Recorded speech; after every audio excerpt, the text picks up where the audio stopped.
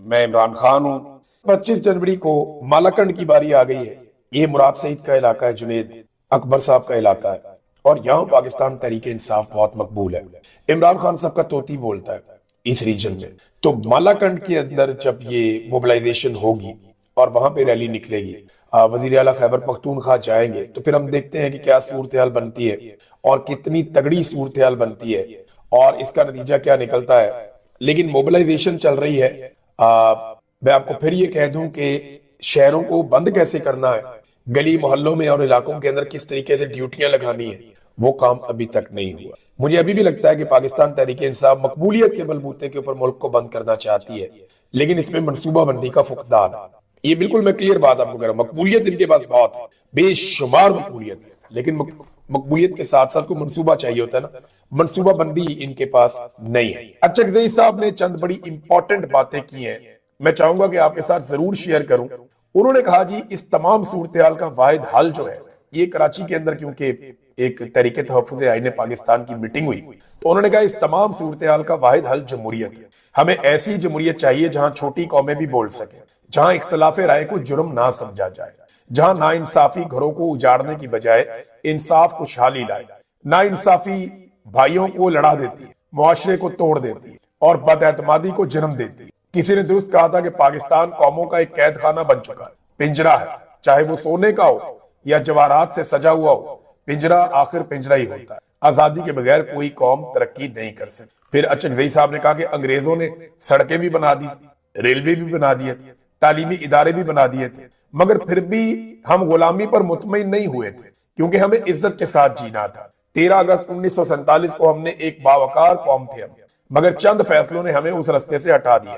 ایک قرآن، ایک اسلام، ایک قوم اور ایک پاکستان کا نعرہ تبھی کامیاب ہو سکتا ہے جب اس کی بنیاد انصاف پر ہو، اور بدقسمتی سے وہ بنیاد مضبوط نہیں کی جا سکی۔ محمود خان اچکزئی نے کہا کہ بدقسمتی سے یہ واحد ملک ہے جہاں پہ ضمیر بیچنے والے کو اچھا شہری سمجھا جاتا ہے اور سچ بولنے والے کو مجرم ٹھہرا دیا جاتا ہے، وفاداریاں بیچی جاتی ہیں اور یہی سب سے بڑا ہنر سمجھا جاتا ہے۔ قائد اعظم نے اپنی زندگی میں ایک بات سے خبردار کیا کہ ضمیر فروشی اس ملک کو کھوکھلا کر دے گی، اور آج ہم وہی منظر دیکھ رہے ہیں۔ جب سے پاکستان بنا ہے مشکلات کا شکار ہے، لیکن جو صورتحال آج ہے وہ ہماری اپنی غلطیوں، بدعنوانیوں اور غرور اور تکبر اور لالچ کا نتیجہ ہے۔ آج پاکستان ایک ایسے جہاز کی طرح ہو گیا ہے جو اپنا سمت کھو چکا ہے۔ ہم نے یہ تحریک اس وقت بنائی جب ہمیں اندازہ ہو گیا تھا کہ آئین اور جمہوریت پر حملے ہونے والے ہیں۔ ایک ایسی حکومت آ رہی ہے جو آئین کو منفی انداز میں متاثر کرے گی، اور وہ ہوا بھی۔ سب نے دیکھا کہ آئین کا انہوں نے بیڑا غرق کر دیا۔ انتخابات کے دوران جو کچھ ہوا وہ آپ نے بھی دیکھا اور ہم نے بھی دیکھا۔ دنیا میں کہیں بھی ایسا نہیں ہوتا کہ ایک سیاسی جماعت سے اس کا انتخابی نشان چھین لیا جائے، عدالتوں کی موجودگی میں بنیادی انسانی حقوق سلب کر لیے جائیں، پرامن جلسوں پر گولیاں چلائی جائیں اور نوجوانوں کو نشانہ بنایا جائے۔ کوئی بھی مہذب قوم اپنے بچوں کے مستقبل کو اس طرح تباہ نہیں کرتی۔ ناظرین، یہ صورتحال اچکزئی صاحب بتا رہے ہیں۔ کوشش تو یہ ہے کہ کسی طرح سے پاکستان آگے بڑھے اور ان مسائل سے نکلے، لیکن حکومت کی اس بارے میں کوئی توجہ نہیں ہے۔ جس طرح یہ شادیاں انجوائے کر رہے ہیں، جس طرح یہ بین الاقوامی سطح پہ یو ٹرن لے چکے ہیں، جس طرح پاکستان میں ظلم، جبر اور فسطائیت کو جواز دے رہے ہیں، جیسے عدالتوں کو اور میڈیا کو کنٹرول کر لیا ہے، ان کا کوئی ارادہ نہیں ہے۔ پاکستان تحریک انصاف نے یا اپوزیشن نے اپنی ساری امیدیں اب باندھ لی ہیں 8 فروری سے۔ ڈیپینڈ کرتا ہے کہ پاکستانی 8 فروری کو باہر آتے ہیں یا نہیں آتے۔ اوورسیز پاکستانی بھی تیاری کر رہے ہیں، الگ الگ طرح کے پروگرامز کیے جا رہے ہیں 8 فروری کو لے کر، برطانیہ میں، امریکہ میں، یورپ میں، آسٹریلیا میں، دنیا بھر میں جہاں جہاں پہ پاکستانی موجود ہیں، جاپان میں، ہر جگہ پہ یہ کوشش کی جا رہی ہے کہ 8 فروری کی مناسبت سے پروگرام کیے جائیں، اور پوری دنیا میں پاکستان میں ہونے والی دھاندلی اور انسانی حقوق کی پامالیاں ہیں، وہاں پہ رول آف لا نہیں ہے، پاکستان میں عدلیہ کو قید کیا گیا ہے، آئین کی دھجیاں اڑا دی گئی، بے شمار چیزیں ہیں، تو ان سب کے خلاف آواز اٹھائی جائے۔ اب 8 فروری ایک آپ سمجھ لیں ٹیسٹر ہے، یا یہ ایک وارم اپ میچ ہے، یا کوالیفائنگ راؤنڈ ہے۔ اگر پاکستان تحریک انصاف یا تحریک تحفظ آئین پاکستان یہ 8 فروری کو کامیاب ہو جاتا ہے اور پاکستان کو بند کر دیتے ہیں ایک دن کے لیے، یا اس قسم کے مظاہرے یا اس قسم کے مناظر آ جاتے ہیں پورے پاکستان سے جن کے لیے پاکستانی انتظار کر رہے ہیں یا جو پاکستان کی اس وقت ضرورت ہے، تو پھر یہ کوالیفائی کر جائیں گے ایک بڑی تحریک کی۔ یعنی پھر حکومت کے لیے خطرے کی گھنٹی بج جائے گی کہ انہوں نے ایک مرتبہ کر کے دکھا دیا ہے، یہ دوبارہ ضرور آئیں گے اور یہ مشکل پیدا کریں گے۔ دوبارہ یہ کب آئیں گے یہ میں آپ کو بتا دیتا ہوں، کیونکہ پھر اس کے بعد رمضان المبارک ہے، 8 فروری کے بعد 10 دن کے بعد رمضان شروع ہو جائے گا، اور چھوٹی عید کے بعد یعنی مارچ کے مہینے میں یہ رمضان کے اندر ساری ایکٹیویٹیز ہوں گی اور ساری چیزیں طے پائیں گی، اور پھر مارچ کے مہینے کے آخر میں بڑی اناؤنسمنٹ آ جائے گی کہ پورا پاکستان کب اور کیسے بند کرنا ہے۔ یہ 8 فروری کو اگر تو جو وارم اپ میچ ہے یا جسے آپ کہتے ہیں کوالیفائنگ میچ ہے، اگر وہ پاکستان تحریک انصاف جیت جاتی ہے تو پھر یہ فائنل کھیلنے کی کوشش کریں گے۔ اور حکومت کی پوری کوشش ہے کہ 8 فروری کی ان کی کال ناکام ہو جائے اور اس دن یہ پاکستان کو بند نہ کر سکے، اور اگر کرے بھی تو میڈیا کو اس طریقے سے استعمال کیا جائے، پروپیگنڈا اس طریقے سے کیا جائے جس سے یہ ثابت کر سکیں کہ جناب 8 فروری کو تو پاکستان بند نہیں ہوا، اب وہ اپنا کھیل کھیلیں گے، اپوزیشن اپنا کھیل کھیلے گی، اور دونوں طرف پورا زور لگایا جائے گا۔ لیکن حکومت کو اگر 8 فروری کو پاکستان تحریک انصاف کامیاب ہوتی ہے تو حکومت کو اس بات کا آئیڈیا ہو جائے گا کہ اب یہ فائنل ضرور کھیلیں گے اور یہ اس معاملے کی طرف ضرور آئے گا، کیونکہ عمران خان صاحب کا نیا جو ایک پلان ہے وہ یہ نہیں ہے کہ وہ ڈی چوک چلے جائیں گے یا وہ لاہور چلے جائیں گے یا وہ کہیں اور چلے جائیں گے، نہیں، وہ پہلے مرحلے میں پورا ملک بند کریں گے۔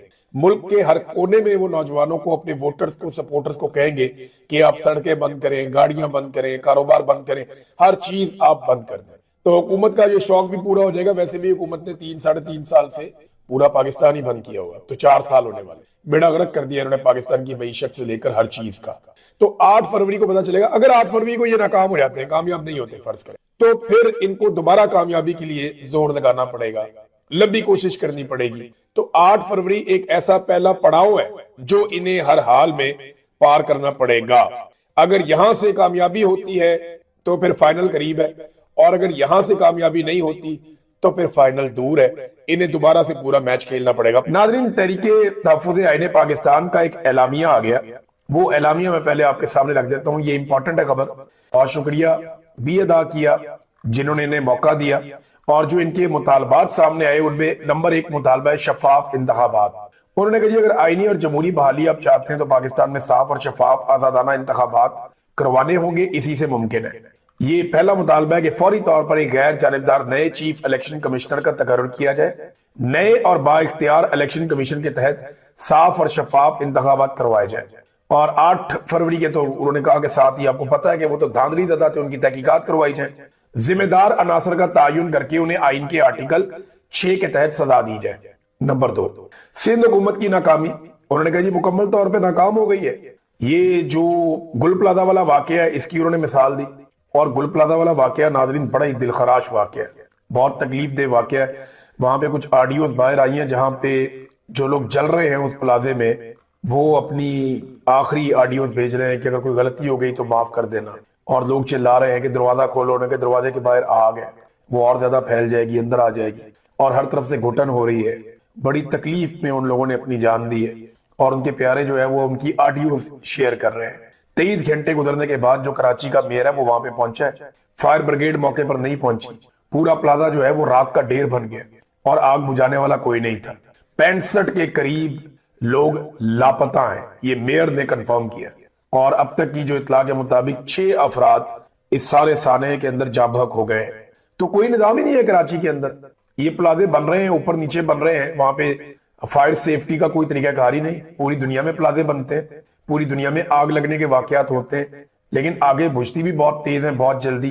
کراچی اتنا بڑا شہر ہے، وہاں کے شہری ٹیکس دے دے کر تھک گئے، لیکن آج تک فائر بریگیڈ کا لوگوں کی جان بچانے کا کوئی نظام ہی نہیں دے پائے۔ پچھلی صدی میں جو ممالک تھے انہوں نے یہ کام کر لیا تھا، اور ہم 1 صدی کے بعد بھی ایسا لگتا ہے کہ 2 صدیاں پیچھے جی رہے ہیں، اور پاکستان میں بڑی ڈیولپمنٹس ہو رہی ہیں۔ نمبر 1 عاصم منیر صاحب کی پالیسی ہے، اس کے تحت میجر جنرل احمد شریف صاحب پہنچے، یہ D G I S P R ہے خیبر پختونخوا میں، پشاور میں، انہوں نے جا کے وہاں پہ پریس کانفرنس کی۔ گزشتہ رات ایسے لگ رہا تھا کہ یہ پریس کانفرنس کا جو اناؤنسمنٹ کیا گیا یہ اس لیے جائیں گے کہ افغانستان میں ایک ایریل سٹرائک پاکستان نے کی ہے کابل کے نزدیک پکتیا میں، اور اس پہ جو وہاں کی حکومت ہے ان کا بیان بھی آ گیا، ان کی وزارت دفاع کا، وہ کہہ رہے جی کابل کی فضائی حدود کی خلاف ورزی کی گئی ہے پکتیا میں، اور سول ایریا پہ حملہ کیا گیا ہے۔ نقصانات کس کس کے ہوئے یہ انہوں نے نہیں بتایا اس بیان میں، لیکن انہوں نے کہا جی کہ ہم اس کی مذمت کرتے ہیں اور پھر اب کارروائی بھی کریں گے. یہ حملہ اس وقت ہوا جب انڈیا نے یہ فیصلہ کیا ہے کہ جو سفارتی مشن ہے افغانستان میں وہ اس کو تبدیل کرنے جا رہے ہیں سفارت خانے میں. یہ غور کیجئے، بہت بڑی ڈیولپمنٹ ہے. انڈیا اب پاکستان کے ساتھ پہلے تو وہ براہ راست خود بھی لڑا اور اس کو ہزیمت اٹھانی پڑی، لیکن اب انڈیا نے ایک نئی حکمت عملی بنائی ہے کہ وہ افغانستان کی طرف سے پاکستان پر دباؤ ڈالے گا، افغانستان اور پاکستان کے حالات کو خراب کروائے گا. اور اس میں جو اس وقت پاکستان کی ملٹری اسٹیبلشمنٹ ہے وہ خود بڑا اچھا رول پلے کر دے گی. افغانستان کے ساتھ حالات خراب کرنے میں انہوں نے کوئی کسر نہیں چھوڑی. انڈیا اس موقع سے فائدہ اٹھائے گا کیونکہ دماغ نہیں ہے نا، ہاتھ میں بندوق ہے، بس وہی بات سمجھ آ رہی ہے. عقل کے ساتھ کام نہیں کر رہے، انڈیا دماغ کے ساتھ کام کر رہا ہے. یہ ہر کام طاقت سے کرنا چاہتا ہے. انڈیا نہ صرف وہاں سے پریشر بڑھائے گا بلکہ اطلاعات آ رہی ہیں کہ اکتوبر یا نومبر میں انڈیا دوبارہ سے ایک ایڈونچر کر سکتا ہے پاکستان کے خلاف، اور وہ اس کی تیاری کر رہے ہیں. یہ چیزیں ہم بعد میں ڈسکس کریں گے کہ انڈیا کیا کر سکتا ہے، کیا کر رہا ہے. پہلے آپ یہ دیکھیں کہ احمد شریف صاحب جو ڈی جی ISPR ہیں، وہ جب پہنچے خیبر پختونخوا میں پشاور میں تو انہوں نے کون سی اہم باتیں کی. ایک تو انہوں نے عمران خان صاحب پہ نام لیے بغیر تنقید کی اور بار بار تنقید کی. یہ ایک پیغام ہے ملٹری اسٹیبلشمنٹ کی جانب سے کہ گنڈا پور جیسا اثاثہ جب ہٹ گیا ہے تو اب ہم خود آ گئے ہیں یہاں پہ. باقاعدہ جو آنے والا وزیر اعلیٰ ہے اس کو دھمکایا گیا ہے، جو انداز تھا بات کرنے کا اس میں دھمکی تھی، اور وہ آنے والے وزیر اعلیٰ کو بھی ایک پیغام تھا. سیاستدانوں کو رگیدا گیا، ان کو ریسپانسیبل قرار دیا گیا دہشت گردی کے لیے، اور ایک عجیب و غریب بیانہ ڈی جی ISPR نے وہاں پہ بیان کیا. میں آپ کو اشارہ سامنے رکھ دیتا ہوں اور ثبوتوں کے ساتھ رکھوں گا، ثابت کروں گا آج، کیونکہ وہاں موجود صحافیوں میں تو تپڑ ہی نہیں ہے، کوئی بات ہی نہیں کر پائے اور کر بھی نہیں پائے گا. میں بلا وجہ ایسی کہوں کہ ہم لوگ سپر مین ہیں، نہیں، ہم بھی وہاں ہوتے تو بہت مشکل ہوتا. میں یہ سمجھ سکتا ہوں لیکن سوالات تو اٹھانے چاہیے تھے. آپ ایک خاتون نے بڑا زبردست سوال اٹھایا، لیکن چلیں میں بتاتا ہوں. ڈی جی ISPR نے کہا کہ آج کون کہہ رہا ہے کہ دہشت گردوں کے خلاف آپریشن نہ کریں، بات چیت کریں. آج سے 5-6 سال پہلے کون کہتا تھا کہ خارجیوں دہشت گردوں سے بات چیت کرنی چاہیے؟ اس وقت وہ ریاست کے ذمہ دار تھے، آج وہ ریاست میں نہیں، پھر بھی کہہ رہے ہیں بات چیت کریں. یہ کہتے ہیں جن لوگوں نے آپ کے بچے مارے، سر کاٹے، ان سے بات چیت کر لو. یہ کون کہہ رہا ہے؟ D G ISPR. جبکہ اسی فوج کا سربراہ فیلڈ مارشل عاصم منیر اور شہباز شریف تعریفیں کر رہے ہیں ایک ایسے معاہدے کی جہاں پہ 70,000 فلسطینی قتل کیے گئے، اور وہ قتل کرنے والے اسرائیل جس کو عالمی سطح پہ لوگ دہشت گرد کہتے ہیں، اس کے ساتھ مذاکرات اور ڈیل کے اوپر یہ لوگ دن رات شادیاں بجا رہے ہیں. میں صرف ایک مثال دے رہا ہوں. ابھی یہ بات میں نے نہیں کی کہ یہاں کیا ہونا چاہیے یا عمران خان نے کیا کہا. میں صرف اس ایک بات کے اوپر دوسرا کاؤنٹر نیریٹو رکھ رہا ہوں کہ ایک ہی وقت میں آپ کہہ رہے ہیں کہ یہاں پہ ہم بات نہیں کرنا چاہتے، یہ تو سارے دہشت گرد ہیں، ہم نے بات نہیں کرنی ان کے ساتھ، بڑی اچھی بات ہے، نہ کریں.